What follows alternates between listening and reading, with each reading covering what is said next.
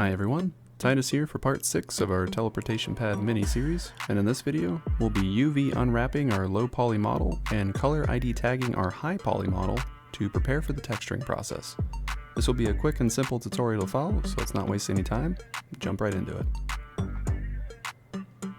Alright, so go ahead and switch back to our studio view. First thing I think we'll do is we're going to do a little bit of renaming of our objects here. I'm going to be baking in Marmoset, and Marmoset uses I guess a name designation to handle the baking. So it's underscore low for the low poly, and then underscore high for the high poly, and that's how Marmoset can tell what you want to bake from and what you want to bake to, basically. So for our high poly, I'm going to shift select everything, and then I'm going to go to edit. I'll do a batch rename. I'm going to leave it to find and replace. I'm going to tell it to find 0.001, and I'm going to replace that with underscore high, all lowercase, just like that. And then I can hide the high poly. I'll shift select the low poly objects. We'll do edit and batch rename. I'm going to change find replace to set name. I'm going to leave it to suffix, and I'll just do underscore low, and then it renames it there. The important part is basically whatever object you choose, make sure it has the same name, with the difference being the suffix. So one being underscore low, the other one being underscore high, and then also make sure they're in the same position. So don't have one, and that's basically, you can have baking issues if you have them out of place slightly, so make sure they're the same spot, which they should be, if you've been following along anyways. But alright, so now we got our naming done. Let's hide the low poly. Now, what we're going to do is we're going to color ID tag the high poly, and what that's going to allow Blender and Marmoset to do is basically designates parts of the mesh based on a color. So when we're actually texturing, we can just drag and drop onto a color section, and whatever color that is, it'll apply the texture to. So it kind of makes it a little bit easier, I guess. So you can pick any mesh. I'll start with the base. We'll go down and do, well, let me go into color here, and we'll do new. I'm going to call this material base, just make it simple. And then it doesn't matter what color you choose, just pick something. And then we're going to repeat these steps for all the other pieces and just make sure they are different colors. So we'll do new. I'll call this one accent. And maybe I'll do a blue. And the rivets, I'll do new. Call it rivets. Maybe I'll do red. And that'll be our color ID tagging, and we do that on the high poly. If you wanted to, you could actually expand further, and you can actually go in the shading tab, and I'll probably make a video on this like separately, but you can actually designate different parts of the mesh. So like if you had some dents and dings and you specifically wanted them to be a different color, you could isolate that topology and have it as a separate slot and color ID tag it differently. And then your texturing tool, whether it's Blender, Marmoset, or whatever you're using, Substance, it'll be able to tell it apart and add the materials easier. So, but I'm going to skip that for now because I'm going to make this pretty simple. So that is the color ID tagging. So now we can hide the high poly. We'll go back to the low poly, and we can begin the texturing process, or I'm sorry, the UV unwrapping process. So UV unwrapping, basically what it is you're cutting up the mesh basically in such a way where it's a two-dimensional plane, and that'll basically tell the modeling software, the texturing software, how to apply the colors appropriately. If you don't do this, you're going to get a very weird baking and texturing results, and maybe I'll see if I can maybe play some B-roll to show you what I mean. But you basically don't want to skip this step. So if you skip the step, you'll probably run into issues. There is an automated UV unwrapping process. It's the Smart UV Project, and most of the time it does a pretty good job. But if you find your final bake has some weird artifacts or weird issues, it probably is worth it to go in and do a manual UV unwrapping process. It's longer, it's more tedious, but you generally, the more time you spend in the UV unwrapping, the better your end result's going to be, is what I find anyways. But okay, so I got my base selected. I'll start there. I can go to UV editing, and then I'm going to go to image, new, and I'll call this UV underscore teleporter, and I'm going to do a 4K texture. Now the size of your texture does matter. Smaller the better, the higher the more detail. But the lower you go, the more performant your game's going to be. So if you're doing a lot of game assets, lower is better. But if you're looking for a lot of detail, higher is better. So it's always like a threshold you got to play with there. So what I can do is I can click in and drag down to select both of these for the width and height. And then I can tab over or arrow over and do the multiplication symbol, which is the asterisk. And I can just times it by 4, press enter, and it'll actually automatically make it a 4K texture for me. Or you can just manually type out 4096, whatever's easier for you. And then I like to do a color grid. And then I'm happy with that. I'll click OK. And then the other thing I like to do is I like to turn on the UV sync selection. What this allows you to do is when you're in your edit mode over here, if you select a certain part of the mesh, it'll automatically select it over your new UV editing area. And then vice versa too. So if you select over here, it'll select it over there for you. And I just generally like that workflow, so I typically do that. The other thing I'll say you might want to do is I generally like to turn on stretching, and I believe that's in, yes, under this little icon right here, which is the overlays. There's a display stretch. Tab that, and you can actually see if any areas of your model are stretched out. Basically, you want closer to dark blue the better. You can see I have some green over here, so there's really bad stretching right there. If we don't address that, if you try to bake that out, you will likely find that there's artifacting or weird issues with your bake. So keep an eye out for that. Now the quick and easy way to do it is if you wanted to, you can just tap A and select everything, press U, do Smart UV Project, and then most of the time the defaults are fine. You click OK, and it's probably going to do a fine job of your UV unwrap. And then if you wanted to, you could tab out and you can actually select, let me make sure I get my view set here.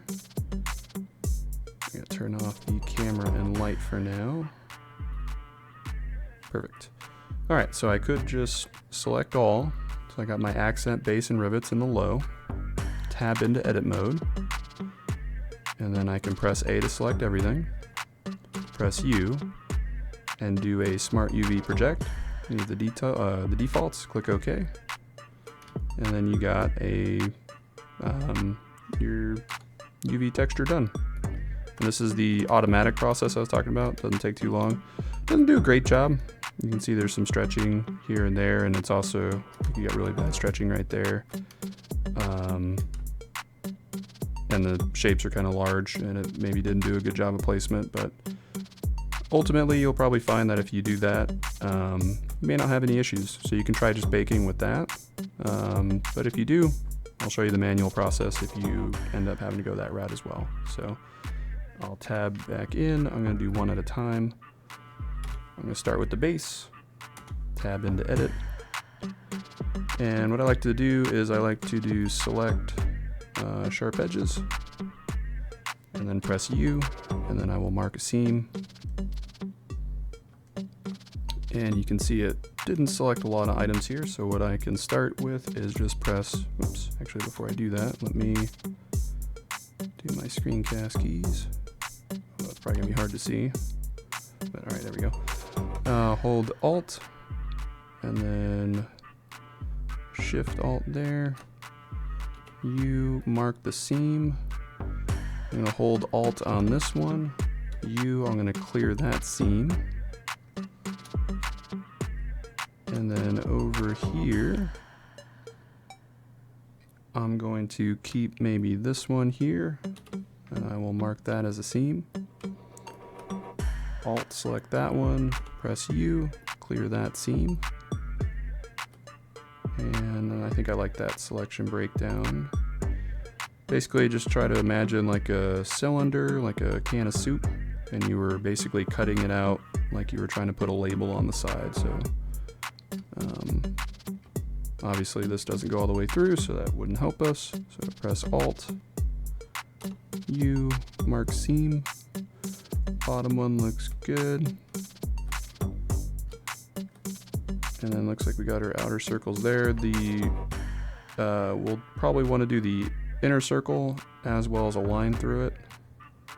The bottom part looks good. I know our cutout looks okay, but it doesn't actually cross out, so it's going to get stuck as well. So if we try to select all, press U, and do an unwrap, we're going to get some stretching, and it didn't do a good job of cutting it out there. So what we can do here is I will actually, I think on this one, let's try Alt. Yeah, I think right there actually might be a good one. And that goes all the way around, so I'll press U. I will mark my seam. And then we also have, it looks like we have some bad ones there, so we'll press U and we'll clear that. So we want this to cut in, so I might use that one right there. Yeah, I think I'll use those right there. So we'll do a mark seam. Let's see what we get. All right, looks a little bit better. All right, now let's get some of these. You can see like the inner circles here. Let's see if we can clean these up.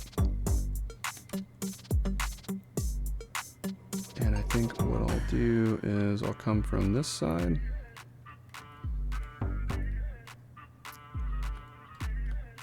And I will do Alt selection. Let's mark a seam there. And let's come down. We'll hold Control. We'll build out a selection there. Mark the seam. We'll hold Alt. And then we'll hold Shift Alt. And we're going to build out this inner circle. Press U, mark a seam. Select all. Let's try and unwrap. And then you can see we turn one of these circles into this straight line. And this is kind of what you want. For a couple of reasons. One, it's vertical, it's nice. There's an add-on out there, I think it's called UV Squares. It'll snap a lot of the, like if you get a lot of geometry that's curved, it can basically vertically integrate them, and it saves you space on the UV texture basically. So you can see we went from a light blue stretching, we got dark blue, and that's a great way you can expand that out. It could take up more space on the UV map without actually interfering with the other objects, because it's, you know, it's just a vertical square. So that's kind of what you're going for. But go ahead and continue that. So I'll do Alt on this one. Mark the seam, and then I will Control click to build that selection. Mark the seam, and then Alt, and then Shift Alt to build that inside circle. U to mark the seam. Select all with A. U to unwrap. Select unwrap, and then we got another one done. So I'm going to speed up the footage here, and we're just going to do that for the remainder of these circles here.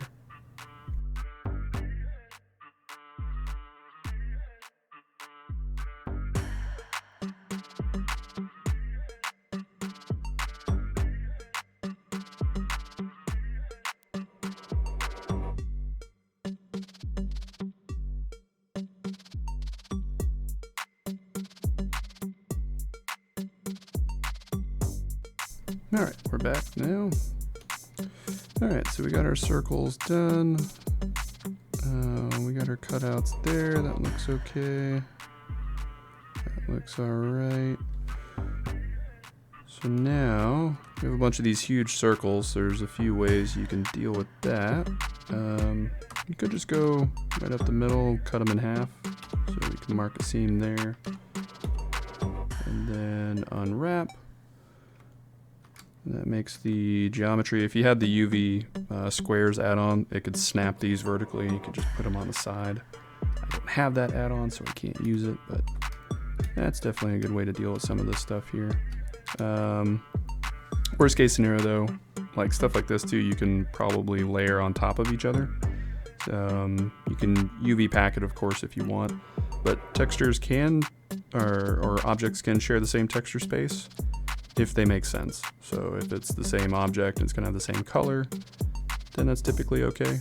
But if it's not, then you're gonna have basically color where it doesn't belong, which is you get a little weird results if you do that. So I'm actually okay with this right now. So I'm gonna tab out, come out of isolation mode. I'll move on to the next shape, / isolate, tab. And then again, usually the way I start, I'll do select and select sharp edges, U, and mark seam, A to select all, U, and then select unwrap. And that's currently what we're working with. So we'll see if we can make this a little bit better here. These little objects here, they're kind of, I'm gonna cut them up a little bit more. So we can see on this shape, it looks like it's part of the way selected. So I'm just gonna borrow some of these edge lines that I've already made and just cut it all the way through. So I can hold Alt on this one, and then I can hold Shift Alt on that one. Oops, actually no, I can't. Shift Alt. And not select that side. Oh, it's not selecting for some reason. I'll just hold Shift, select that one there. And I will mark those seams. So that seam goes all the way through now, as does that one. It looks like there is one that attempted right here, so I can Alt select that, press U, mark it, and then this one didn't go all the way through, so I'm going to hold Alt, select that edge loop, press U, and clear that seam. Same thing with this one, so I'll hold Alt, press U, I'll mark that seam, and that one didn't make it, so I'll hold Alt, U, and I'll clear that seam. And typically, I guess the way I try to think of UV unwrapping is I'm trying to think of flat spacing. So if you were to pancake this 3D shape flat, would it compress cleanly or would you have a bunch of bunching? So like you can see between these red lines, whoops, maybe if I go to face mode, that'll be a little bit better. And I selected a little bit more on that one, but you can see the faces between these red lines. If we were to cut that out and then push on it flat, that would flatten out pretty nicely. But if we didn't have these red lines and you had like this whole like side piece there and this piece over here and you try to flatten it, you're gonna get some weird stretching and bunching there, so it's not gonna look right. So that's basically my thought process when I'm doing this. So we got this one here. Press U, we'll mark that. That one didn't make it, so I'll hold Alt, which selects the whole edge loop. Press U, clear seam. And bottom one got through fine. And same deal right here. I want to give another edge loop, so maybe I don't think this one goes all the way through. So I'll probably do this one right here. So select that one, U, mark seam. And then the other thing you want to do is on these cutouts, you'll notice there's no cut in between them. So if I were to press A, U, and unwrap this, and if I do C to select kind of these edges right here, doesn't look bad. Oh, actually it does. You can see it. So right here looks good, but right here, you see you got some stretching. And that's mainly because there isn't a cut going in between them, so we can select one of these, something that's gonna be maybe hidden. Mark a seam, U, and unwrap.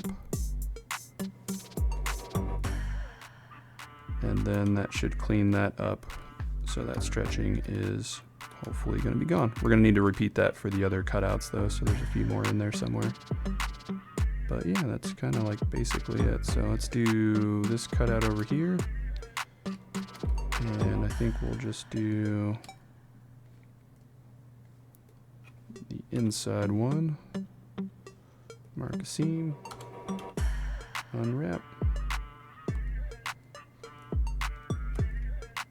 And I think this particular piece right here, so you can see when we press L, it selects linked, and then you can go through and see, yeah, it's not a great shape, but there's no stretching and it looks all right, so we can work with that.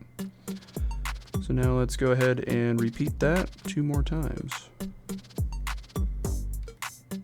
gonna hold L to link this. I'm gonna go to view, frame selected, because my view's kind of messed up. And I'm just going to hold Alt, U, mark that a seam, Alt, although that one doesn't work for some reason, so I'll hold Shift. And then U, mark seam, Alt on that one, Shift Alt on this one, U, mark the seam. We got some mist under here, so Alt, and then Shift Alt on that one. U, clear those seams. And then we'll use this seam. Now that looks better. And then for the inside, I'll just use that one, mark a seam there, and I'll use that one, mark a seam there, and then Alt select, edge loop there, mark that a seam, press A to select all, U to unwrap, and we're getting there. If I hold L, you can see those are the selection junctions, and those look all right. Yeah, they look fine. All right, next one over here. So again, I'll do L to select that whole linked object, and then I'm going to view, frame selected, so I can fix my zoom. All right, we'll mark that a seam. This one doesn't alt select for some reason. I think it's because I have it triangulated that way and it just prevents it. So just shift select. And then we'll alt select that one, shift alt select that one, shift alt select this one, and we can shift alt select that one. Press U, mark seam. Then we need to fix some extra ones here, so alt select that, shift alt select that, and everything else was good. That's weird. Thought there was another bad one over there, but maybe not. Clear seam, and then we'll do one right there, shift select that one, so those two, mark those seams, and press A, U, unwrap. Hey, that looks pretty good. So, weird shapes, but these can be scaled down too, and I'll show you how to do that once we get the rivets done. But all right, so I think everything's good there. So tab out of edit mode, / come out of isolation. Let's select our rivets. We can isolate in, tab into edit, and didn't do a bad job actually for the UV unwrap, but if we wanted to, I'd probably be all right with that, but might as well just go through it real quick. We'll do select sharp edges, we'll U and then mark seam, whoops, and we'll press A, U and unwrap. See, I made it worse, and then I think all we have to do is basically cut one edge loop, and I think we'll be good. So I'm gonna go to top view, and I think I'll start down here. And if we just hold Alt, Shift Alt, Shift Alt, Shift Alt, and then U, mark a seam, A, U, unwrap, and then you can see it's cutting them up a little bit better. And we're basically just going to rinse and repeat.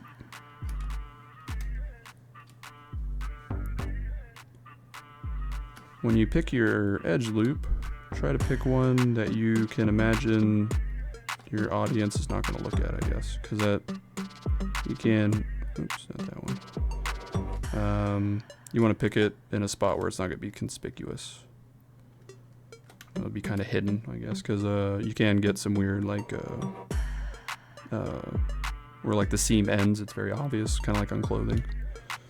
Mark seam, unwrap. Alright, getting there. I'm just picking the inside loops that's closest to the center because I figure the player will be coming from the outside of the teleporter in. But honestly, the rivets are so small, I don't think it's going to matter too much. Alright, U, mark seam, A, U, unwrap, and then, yeah, that's not too bad. So we got rid of the stretching. Alright, so now we'll do / tab to come out of edit. We'll press A to select everything. Tab into edit mode. And you'll notice this looks like a mess, right? So there's a few ways you can address this. You know, you can press A to select everything, and under UV, there is a pack island. Yep, pack islands option there. And then you can set your margins if you wanted it to be really custom, but you can also just select everything and just do U, unwrap, and Blender will actually do a lot of that for you. And you can see I don't have a, you know, my shapes are kind of not great, but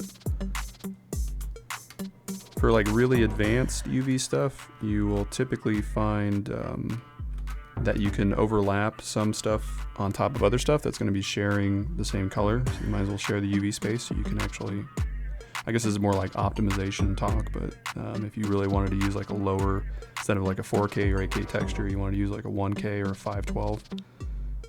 Those are some tricks that you can do, is basically scale. You can scale some objects like the rivets. They're so small you're not going to see them, so you can make sure they're not very big on here. And the things that are going to share the same color, you can just overlap them on the UV texture grid, so they'll share the same color anyways. Might as well share the same space. If you're doing any of the add-ons like the UV squares, it'll snap these vertically, so that'll save you a lot of space too.